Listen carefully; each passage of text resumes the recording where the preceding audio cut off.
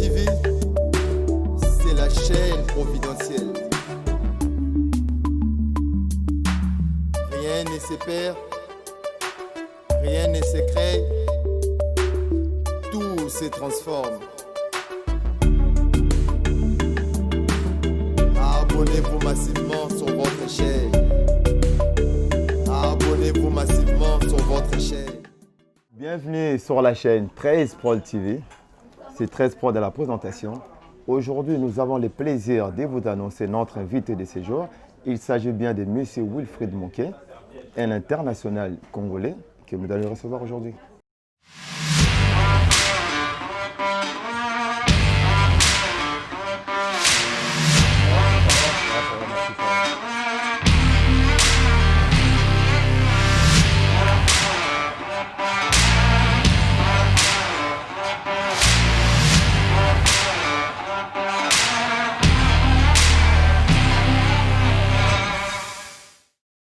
Bonjour M. Wilfried Monké.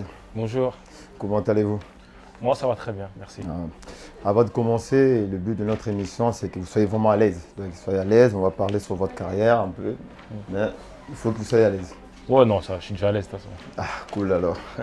Pour commencer, la première des choses, on ne va pas passer à côté parce que par rapport à tout ce qui se passe dans le monde, comment avez-vous vécu les confinements en fait? Lorsqu'on vous prive de votre travail, tout ça, comment avez-vous vécu ça? Ah bah c'est dur, hein. C'est dur parce que déjà dans un premier temps, il y a, comme vous avez dit, il y a plus d'activité déjà professionnelle et on nous prive quelque part de notre liberté aussi. Donc les mouvements ne sont plus libres, on ne peut plus sortir quand on veut, on ne peut plus aller où on veut. Donc c'est vrai que c'était long, mais bon, on n'avait pas trop le choix en même temps. Ah ok, d'accord, ben, ça va, vous avez quand même su faire la part des choses parce que c'est pas facile pour une personne qui a l'habitude de travailler tout le temps, de jouer presque tous les week-ends ou 2 fois de la semaine et du coup on vous dit de ne plus jouer. Donc, moi non, c'était... En fait, c'est... Au moins, de toute façon, de base, je suis très casanier. Okay, donc le fait de rester à la maison, ça ne m'a pas plus dérangé que ça. Ah ok, d'accord, donc ça n'a pas été un... Ça a été dur vers la fin. À la fin, ouais. D'accord. Et du coup, ce que je veux savoir, je vois que vous êtes né au Congo, c'est bien à Kinshasa? Non, je suis né en France. Ah, d'accord. Ouais. Est-ce que vous pouvez nous parler un peu de votre parcours en fait? Votre parcours,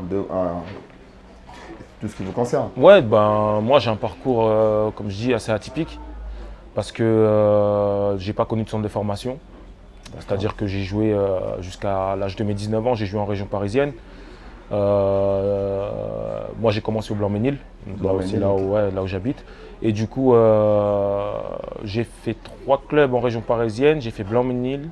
Non, j'ai fait 4 clubs, excusez-moi. J'ai fait Blanc-Ménil, après je suis parti au Paris FC, j'ai fait 2 ans. J'ai fait Bretigny, Noisy-le-Sec. Et ensuite j'ai eu la chance de pouvoir aller en Espagne. On va dire que c'est une deuxième chance qui m'a été offerte parce qu'en France c'était un peu compliqué. Parce qu'en France, quand tu arrives à 19 ans et tu n'es pas dans un centre de formation, généralement ils sont un peu réticents. Okay. Ouais. Et du coup, en Espagne, j'ai fait 8 ans en Espagne, en 3e division.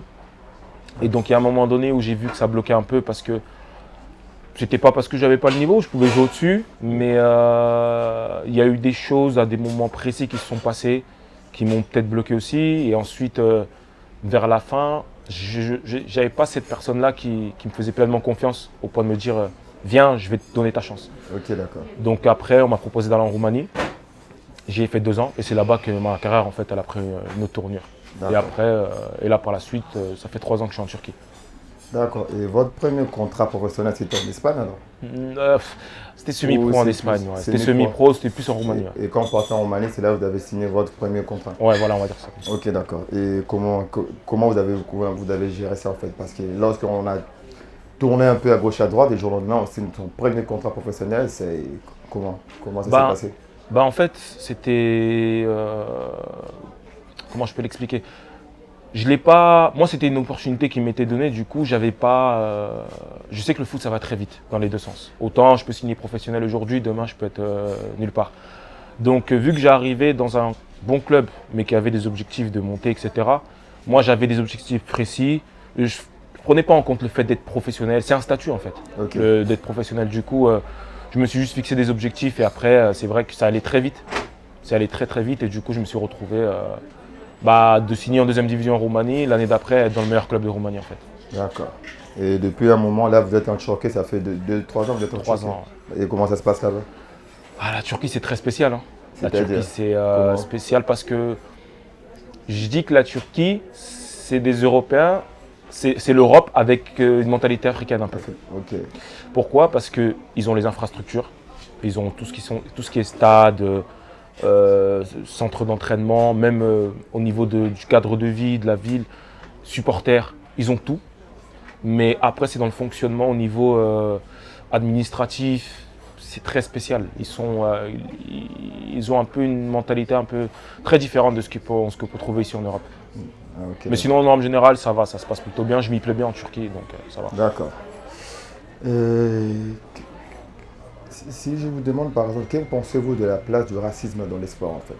Pensez-vous que le racisme a une place dans les sports? Jamais. Le racisme a sa place nulle part. Je pense que on est pratiquement tous d'accord là-dessus, sauf les racistes bien sûr, mais malheureusement, c'est un truc qui va jamais disparaître. Donc, en vrai, il faut le combattre, parce qu'il faut le combattre, c'est quelque chose qu'il faut combattre, qu'il ne faut pas laisser passer inaperçu, mais je ne pense pas que c'est quelque chose qui disparaîtra. Donc, lorsqu'on voit des joueurs qui arrêtent de jouer sur le terrain parce qu'on se manque d'eux, et ça vous fait quelque chose? Avez-vous déjà vécu ce genre d'histoire? Moi, je l'ai Vous avez été vécu. victime de ça? Je l'ai vécu. Après, c'est vrai que je ne l'ai pas vécu quand j'étais au haut niveau. Donc, mais c'est un peu particulier parce que quand tu es en semi-professionnel, les stades ils sont petits donc tu entends tout. Attends, ok, d'accord. Tu vois? Alors que quand c'est au haut niveau, c'est soit tout le stade crie, Oui. donc ça fait un effet boule de neige, on va dire, comme Eto'o par exemple, ça lui était arrivé. Ou soit tu n'entends rien si c'est quelques personnes. Mais je l'ai vécu, j'ai même pas calculé parce que généralement, je le prends comment? Moi j'étais en Espagne, Oui. j'avais reçu des insultes racistes, mais ces mêmes personnes, elles avaient des noirs dans leur équipe. Tu vois? Donc je l'ai pris comment? Pour moi, et vu que je faisais un bon match, ils ont juste essayé de me déstabiliser. Ah ok, Tu vois. d'accord. Donc je l'ai pris, voilà. Mais c'est pas facile quand on voit que dans les grands stades, tu attends ce genre de choses en tant que sportif. Le but que vous êtes là pour jouer au ballon. Vous n'êtes pas là pour subir ce genre de choses. Donc c'est un peu, Bah, c'est pas facile. c'est clair, mais après, c'est des choses qu'on ne contrôle pas. Après, je pense que c'est pas que c'est pas à nous de faire ce combat-là, mais si les gens qui sont au-dessus ne font rien, ne prennent pas l'initiative justement de prendre des mesures pour sanctionner les personnes qui font ce genre qui commettent ce genre d'actes, nous les joueurs, on peut que protester, c'est-à-dire comme tu as des joueurs qui ont quitté les terrains. Ouais. Là, récemment, on a vu Moussa Marega à Porto qui avait quitté le terrain. Mais pour moi, les pancartes non racisme, etc., pour moi, c'est des bêtises. Ça sert à rien du tout en fait. Parce que récemment, on a vu quelques joueurs qui ont fait de la publicité sur ça, tels que de Messi et autres. Ça sert à rien. Ça sert à rien, mais qu'est-ce qu'il faut faire? C'est-à-dire qu'il est haut niveau, qu'ils doivent gérer ça? Ou Non, c'est. carrément les stars, les joueurs comme tant d'autres, s'est manifesté réellement dans les voies du terme? Pour moi, il faut éveiller les consciences.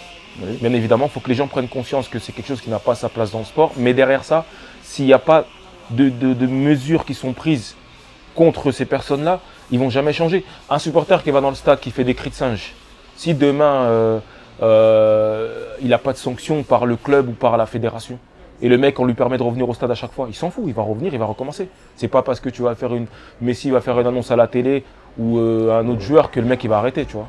Ouais, c'est un peu ça. Vous êtes aussi international congolais. Ouais. Et que représente pour vous la date du 5 septembre 2017? Le 5 septembre 2017, si je ne me trompe pas, je crois que c'est mon premier match officiel contre la Tunisie, non? Ouais. Si est-ce que c'est un bon souvenir pour vous ou pas? Compte tenu du résultat du match, est-ce que c'est un bon souvenir? C'est du 50-50. 50-50. C'est un grand souvenir parce que c'est la première fois que je joue au Stade des Martyrs. Un match officiel devant le public, c'était incroyable. Le stade il était plein. Et malheureusement, ce souvenir-là, il a été gâché par le résultat et justement la non-qualification en Coupe du Monde. Okay. En jeune, est-ce que vous avez joué avec les Léopards ou pas, non? Non. Et du coup, tout ce qui s'est passé par rapport à la CAN 2019. Qu'est-ce qui s'est passé? Donc, tout ce qui s'est passé pendant la CAN 2019, parce que le Léopard a été éliminé par le Madagascar. Qu'est-ce qui s'est passé réellement en fait? C'est le fait de sous-estimer l'adversaire ou le fait de ne pas être concentré? Et c'est quoi exactement? Parce que moi, je pense que Madagascar, pour ne parler que d'eux, on ne s'attendait pas à ce qu'ils jouent comme ça. Ils avaient eu des bons résultats. Oui. C'est pas une mauvaise équipe. Les gens ils pensent que parce qu'ils ont des joueurs qui jouent en deuxième division, etc. C'est une équipe justement qui a été très travaillée pendant pas mal d'années. Oui. Et nous, je pense qu'on ne s'attendait pas à tomber sur ce qu'on est tombé. Même si on savait qu'ils avaient une bonne équipe, mais c'est vrai qu'ils ont proposé quelque chose d'assez consistant. Mais si je reviens un peu sur le Léopard, parce qu'il y a quelque chose qui les gens ne cessent de répéter, parce que lorsque vous avez été éliminé, par exemple, lors de votre première sélection, et vous étiez en train de mener 2-0. Il suffisait juste de 3 points pour être qualifié pour la Coupe du Monde. 3 points et gagner les 2 derniers matchs. Vous étiez déjà à domicile, en train de mener 2-0, et au bout de 15 minutes de la fin du match, 2 buts d'un coup, c'est quoi? C'est un manque de concentration qui arrive régulièrement ou c'est quoi? Non, c'est pas que. C'est pas. Non. À domicile, vous menez 2-0. Et du coup, un quart d'heure de la fin, vous encaissez 2 buts. Qu'est-ce qui s'est passé? Ça, c'est c'est un sujet qui revient souvent sur la table. Oui, ce qui se passe, moi je pense que le tournant du match, c'est la blessure de Chancel. Si Chancel même ne se blesse pas, on ne perd pas ce match-là. Après, il y a plusieurs choses à prendre en compte. Il y a eu. Déjà parce que Chancel il faisait un travail physique énorme au milieu de terrain. Donc c'est vrai que nous les défenseurs, on n'avait qu'à se concentrer sur l'attaquant. On n'avait pas à se concentrer sur les milieux de terrain. Et lui il ramassait tout. Et ensuite, quand il se blesse, les gens souvent, ils disent que oui, les changements, il y a Rémi Mouloumba qui est rentré. Ça lui a un peu tombé dessus, même si j'estime que ce n'est pas de sa faute à lui parce qu'on lui dit de rentrer, il ne va pas dire non. Mais après, au niveau du changement, je pense qu'on aurait dû mettre quelqu'un du profil de Chancel défensif. Et après, justement, le fait de perdre cette force au milieu de terrain, ça a fait qu'on a commencé à reculer et il y a eu beaucoup de fatigue après. Eux, ils ont mis des joueurs qui leur ont donné de la fraîcheur et nous, on a sombré en fait. Parce que ça fait quand même longtemps que le Congolais rêve d'être qualifié pour la Coupe du Monde. C'est vrai. Mais il y a toujours ces moments-là où on croit et à la fin, les gens essaient d'être déçus par les Il n'y a pas un Congolais qui veut plus aller en Coupe du Monde que nous-mêmes les joueurs. On est les premiers à vouloir aller en Coupe du Monde. Croyez pas que pour nous c'était quelque chose d'agréable de dire ouais on va pas en Coupe du Monde. On voulait aller en Coupe du Monde. Malheureusement les circonstances du match ont fait que... De toute façon, moi je dis c'est Dieu qui décide. Si on n'a pas été en Coupe du Monde, c'est qu'on ne devait pas y aller. Parce que pour aller en Coupe du Monde, comme je l'ai dit déjà une fois, pour aller prendre des 5-0, des scores et qu'on fasse le ridicule, autant mieux ne pas y aller. Vaut mieux y aller quand on sera prêt. L'équipe, peut-être j'y serai plus en sélection peut-être, mais au moins on sait que l'équipe qui va y aller, elle va vraiment aller pas seulement pour faire acte de présence, mais au moins pour faire bonne figure et laisser une bonne image du Congo en Coupe du Monde. C'est le principal en tout cas. Oui, là je suis tout à fait d'accord avec vous. Mais ce que je veux savoir, quelle analyse que vous pouvez faire aujourd'hui, lorsque vous êtes éliminé pour la Coupe du Monde et aujourd'hui, est-ce qu'il y a une marge de progression en équipe, ou bien le niveau il est toujours pareil? Non, il y a toujours de la progression, mais il faut prendre en compte aussi que les autres... Comme on le dit souvent, il n'y a plus de petites équipes. Il n'y en a plus. Les gens ils pensent que parce qu'on joue contre Madagascar, et forcément c'est une victoire acquise. Non, c'est pas comme ça. C'est vrai qu'on a une très bonne génération, c'est vrai qu'on a de très bons joueurs qui jouent dans de bons championnats, mais les autres équipes aussi, elles ont des joueurs qui jouent dans des grands championnats tels que la Première Ligue ou même ici en France. Donc après, il y a une progression, il y a un travail qui est fait... il y a eu déjà un changement de staff, c'est-à-dire un changement d'entraîneur. Le président Marie, il essaie de faire aussi de son mieux. Et au niveau des joueurs, il y a des nouvelles arrivées. Je pense que c'est en train de prendre forme. Oui, il y a pas mal de jeunes qui arrivent aussi. Mais au niveau de l'encadrement, est-ce que vous, les aînés qui êtes là, vous les gérez comment? Vous les prenez... Déjà, vous, quand vous êtes arrivé, ça s'est bien passé, votre arrivée? Oui, très bien passé. Ouais. Donc non, ils sont très bien accueillis. Moi, personnellement, depuis que je suis en sélection, il n'y a pas eu un joueur qui a été mal accueilli. Ils ont tous été super bien accueillis, même moi déjà le premier.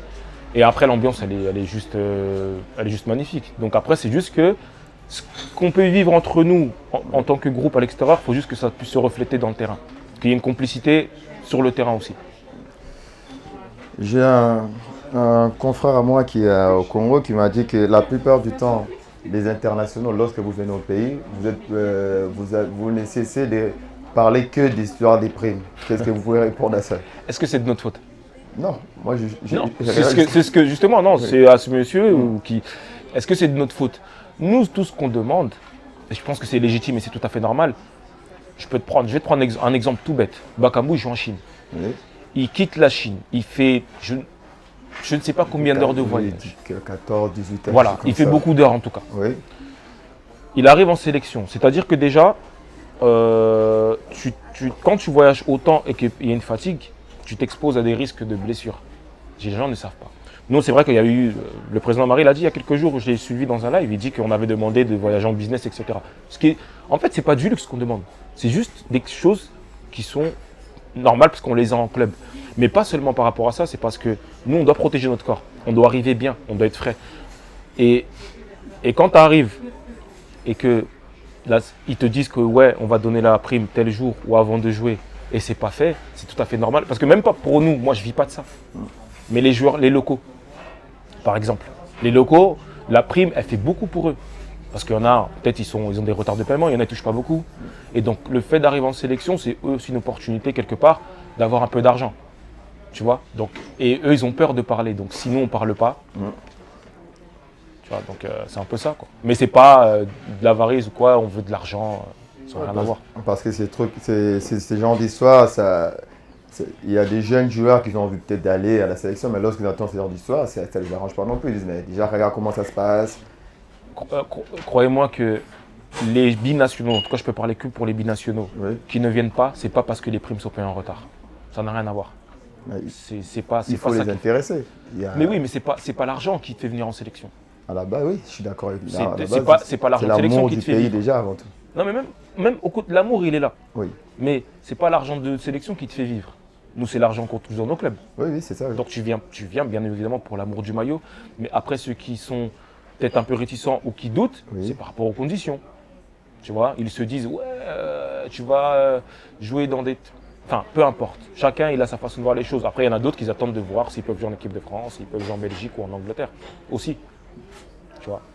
C'est un peu ça. Et qu'est-ce que vous pensez de ce qui se passe par rapport à les histoires des ballons d'or africains lorsque il y a toujours une balance. Qu'est-ce que vous pensez? Est-ce que la personne qu'on a attribué ces temps, est-ce qu'il le méritait? Est-ce que Sané Madio il ne méritait pas cette fois-ci avec tout ce qu'il a gagné quand même de remporter ça? Sadio Mané? Oui.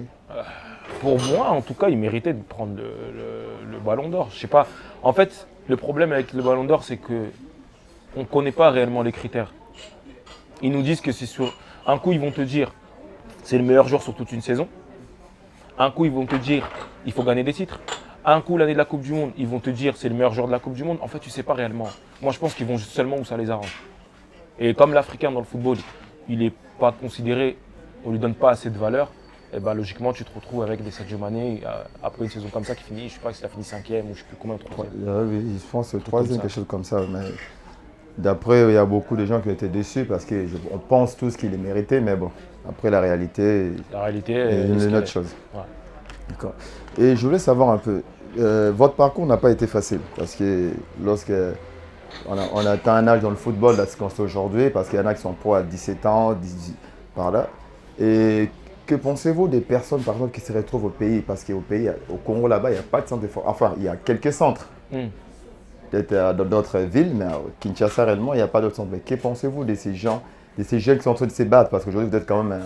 c'est pas facile, parce que lors de votre parcours, ça n'a pas été facile. Donc, du coup, pour les jeunes qui arrivent, qu'est-ce que vous pouvez les conseiller? Donc, parce qu'au pays, il n'y a pas de centre de formation. Comment ils peuvent s'en sortir? Pour les joueurs évoluant au pays, du moins au Congo, je sais que c'est pas facile, je sais que c'est pas évident. Il n'y a pas niveau infrastructure, c'est pas la même chose, c'est vrai. Niveau formation, c'est pas la même chose. Après, en fait, vu que le cadre de vie il est différent, je ne sais pas si vraiment je suis bien placé pour leur donner un conseil. Moi, le seul conseil à la rigueur que je pourrais leur donner, c'est de ne pas baisser les bras. C'est de ne pas baisser les bras parce qu'on sait que c'est pas facile. Déjà même au niveau des études, c'est compliqué parfois. Au niveau du sport, c'est pas encore bien structuré au niveau des jeunes. Donc c'est juste qu'ils continuent à se battre parce qu'il y a toujours des joueurs qui arrivent à sortir du lot et qui arrivent à faire leur petite carrière. Donc qui croient en leurs rêves et continuent à se battre pour un jour justement pouvoir atteindre le haut niveau. Et pour les jeunes Congolais qui sont nés ici comme vous, il y en a la plupart, ils ont envie d'y aller en fait jouer pour le Léopard. Mais qu'est-ce que vous pouvez les conseiller? Qu'est-ce que ça vaut le coup d'y aller? Est-ce qu'ils doivent Qu'est-ce que vous pouvez les conseiller en fait? Bien sûr. Pour ceux qui sont nés au Congo. Oui, De non, toute façon, non, pour ceux qui sont nés ici, d'origine congolaise. Bah, moi, de toute façon, le seul message que je peux leur faire passer, c'est que bien sûr, plus ils seront nombreux à venir, et je pense que plus l'équipe sera plus compétitive. Ouais, C'est parce que s'ils ne viennent pas, parce que les gens ils attendent des résultats. Oui, ça c'est vrai. Tu vois, les gens ils attendent des résultats. Et je peux comprendre que les gens attendent des résultats et qu'ils veulent des résultats pour venir. Mais quelque part, c'est trop facile de dire une fois qu'ils commenceront en Coupe du Monde, là, je vais me décider à venir. Ouais, ben Viens avant, oui. contribue à La plupart, ils l'amélioration. attendent ça, ils attendent Mais oui, d'abord. mais il faut contribuer à l'amélioration aussi. Oui. Parce que si tu as vu le nombre de joueurs congolais qu'il y a en Europe, Ben, c'est ça. si les mecs, peut-être que si eux ils se décidaient à venir, peut-être que moi-même je serais même pas en sélection. Ça se trouve. Oui. Parce qu'il y a des super joueurs. Et s'ils venaient, ça se trouve, le Congo, ça se trouve, non, le Congo, il serait en Coupe du Monde tous les 4 ans. Et ce serait un pays, je pense, qui postulerait plus sérieusement à gagner des CAN. Mais quand tu es là, tu réfléchis, oui, je sais pas. Après, je comprends ceux qui ont été formés en France et qui ont fait l'équipe de France, Oui. qui n'ont pas été appelés par le Congo en jeune, qui veuillent continuer dans cette lancée. Je ne peux pas leur dire quitter un truc pour prendre un autre. Ah, Mais oui. moi, j'aimerais qu'ils viennent au Congo, bien évidemment. Parce que si on regarde bien dans tous les pays du monde, par exemple, si on parle même de la France, si on voit le nombre des joueurs congolais, par exemple, qui ont gagné la Coupe du Monde, il y a quand même des joueurs congolais qui sont partis. À l'équipe de la Belgique, il y a encore des joueurs congolais. La plupart des équipes, il y a toujours des Congolais. Mais pourquoi pas faire en sorte de ces joueurs-là, avant d'arriver à ce niveau-là, de les récupérer pour jouer pour les pays? Parce qu'on a autant de joueurs congolais quand même. Bah, vous savez, ça aussi, c'est un travail de fond. Oui. C'est un travail de fond. En tout cas, c'est ma vision des choses. C'est un travail de fond dans le sens où c'est des gens auxquels il faut donner le goût de la sélection congolaise dès qu'ils sont jeunes. Il ne faut pas prendre cela. Parce que généralement, si tu regardes bien, ceux qui ont le goût des léopards, c'est ceux qui sont nés au Congo. Qui sont venus ici, qui ont grandi ici par la suite. Mais ils connaissent déjà un peu. Tu vois, je vais te donner l'exemple d'un Shadrack Akolo. Oui. J'aurais pu aller en sélection suisse. Oui. Dieu merci Ndonga, là, par exemple. Des joueurs comme ça. Mais les joueurs qui ne sont pas nés au Congo, si vous ne leur donnez pas déjà cet amour du maillot, ou pas qu'ils n'aient pas l'amour, mais cette envie de venir dès qu'ils sont jeunes, Oui. eh ben, forcément, ils vont être appelés par la France, par la Belgique, oui. etc. Et ils vont continuer. Parce qu'il y a un cas précis, par exemple, Presnel Kipembe, lui, il a joué avec les jeunes. Il a fait un match. Et après, directement, on l'a plus sollicité. Je ne sais pas ce qui s'est passé. Et directement, la France, c'est-à-dire qu'on a autant de joueurs éparpillés dans tout le monde que nous-mêmes, on en a besoin. C'est vrai aussi. Après, c'est vrai que c'est un cas particulier. Il n'y en a pas beaucoup comme lui, parce que Tisserand, il me semble que lui, il a fait le tournoi de Toulon avec U23, je crois, ou je ne sais plus, avec la RDC. Oui. Et après, qu'est-ce que tu veux lui dire? Il est champion du monde aujourd'hui. Oui, mais Tu vois ce que je veux dire? Après, je peux comprendre. Mais il n'y a pas que son cas. Il y a pas mal de joueurs congolais qui sont en train d'évoluer ailleurs, mais sauf que je pense, je ne sais pas si au niveau de la fédération, on fait vraiment le boulot qu'il faut. Parce que les Lukaku, il y en a pas mal de joueurs qui pouvaient jouer pour les pays. Je vais te donner un nom Oui. que je pense qu'on a fait une grosse bêtise. Et ça, c'est mon point de vue. C'est, comment il s'appelle, celui qui joue à Tottenham. J'ai oublié. Celui qui était à Lyon. Il a fait Amiens, Lyon, Tottenham. Tanguy. Ndombele. Ok. Ndombele, c'est un mec qu'il fallait appeler quand il était à Amiens déjà. En Ligue 2, je crois qu'il était à Amiens. C'est là. Tu sais, la France, qu'est-ce qu'ils font parfois? Quand le joueur il commence à monter un peu, ils vont l'appeler. Ils vont le faire jouer quelques minutes. Et ils savent que derrière, il ne peut plus changer de sélection. Et si il explose, là, il deviendra un joueur régulier. Pourquoi on n'est pas capable de faire un truc comme ça? Il y a plein de joueurs en Ligue 2 ici, là. Effectivement. Ils savent qu'ils jouent, il y a plein de jeunes. Donne-leur, fais-les venir de temps en temps, un petit match amical qui voient un peu. Tu vois, tu les intègres. Un joueur qui commence à revenir, que tu sais que. Parce que c'est pas quand il arrive à Lyon que tu vas l'appeler, c'est fini. Là, il se voit déjà. Et croyez-moi que, pour avoir parlé avec certains joueurs africains, quand tu commences à être dans des grands clubs, les gens qui sont autour des sélections françaises, ils commencent à venir te parler. Oui, attends un peu, bientôt. Qu'est-ce que tu fais? Tu es jeune, tu es dans un grand club, tu dis, pourquoi je vais aller là-bas si j'ai l'opportunité d'aller en équipe de France, tu vois? Mais si nous, on n'attaque pas les premiers, ça va être compliqué. Mais c'est pour ça, il est maintenant à la fédération congolaise, la FECOPA, si je ne me trompe pas, la FECOPA. La FECOFA, ouais. De voir un peu ces problèmes. Il y a trop de jeunes qui sont en train d'évoluer ici, mais sauf que, comme vous dites, il faut les prendre plus tôt. Moi, je pense qu'il faut les prendre plus tôt. Ouais. Il y a pas mal, comme les Christopher Osen Koko, c'est un joueur aussi congolais, mais sauf que Pas aujourd'hui, mais je lui dis on le propose, ça va être compliqué. Aujourd'hui, il a une projection pour aller en équipe de France. Et ils l'ont appelé une fois, il me semble. Ils l'ont appelé avec les U23, le mec il est au PSG. Enfin, je sais pas. Tu vois, mais le nouveau staff qui est arrivé, avec Christopher Walembo, avec le coach, ils ont justement cette envie justement de faire progresser les jeunes. D'avoir des jeunes qui commencent à un certain âge et les faire progresser jusqu'à arriver en A. Donc je pense que c'est quelque chose qui va se faire, mais ça va prendre du temps. Ça va prendre du temps, d'accord. Pour en finir, en tout cas, ce que je voulais savoir, en fait, aujourd'hui, il reste 2 matchs pour la qualification de la CAN qui a été reportée. Il reste 2 Contre contre l'Angola. il reste 4 matchs. 7, il reste. Parce que là, il y avait 2 matchs qui devaient jouer contre l'Angola. L'Angola, l'aller-retour. Ils ont été ouais. repoussés aller-retour, Gambie retour et Gabon retour. Retour. Ouais, Et c'est là, dur. 2 matchs au martyr, 2 matchs à l'extérieur. malheureusement, la CAN a été reportée. Ouais. Et vous en pensez quoi? Ça vous laisse encore le temps de bien se préparer ou vous pensez que.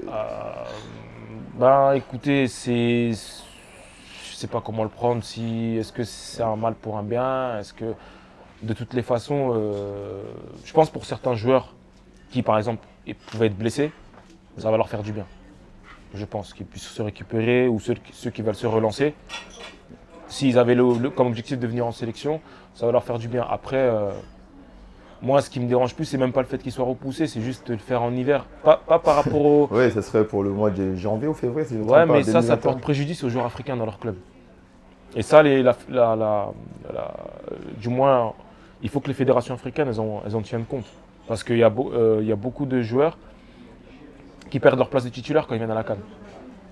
Oui, c'est-à-dire que quand tu vas à la CAN pour pendant un mois et que ta place ici. Et surtout, tu reviens blessé, tu étais absent un mois, après tu reviens blessé.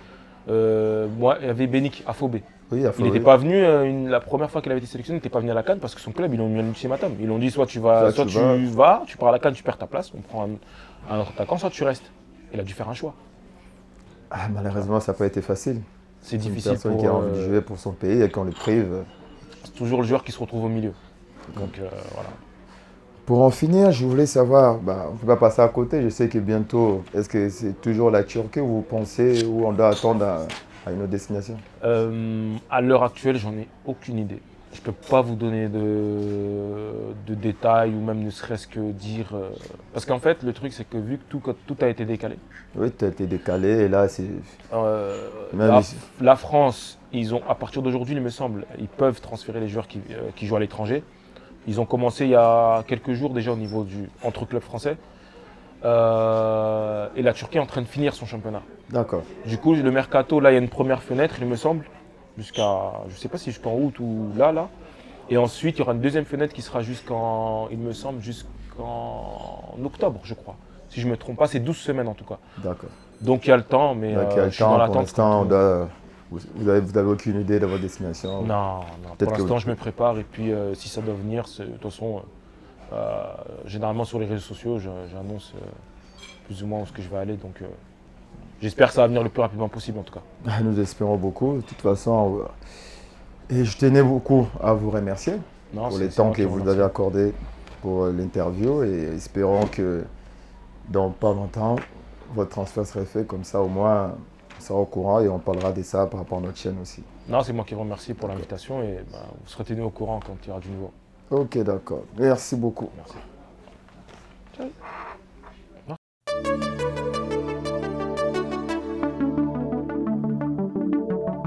13 Pro TV, c'est la chaîne providentielle. C'est votre chaîne, notre chaîne. We are together, on est ensemble.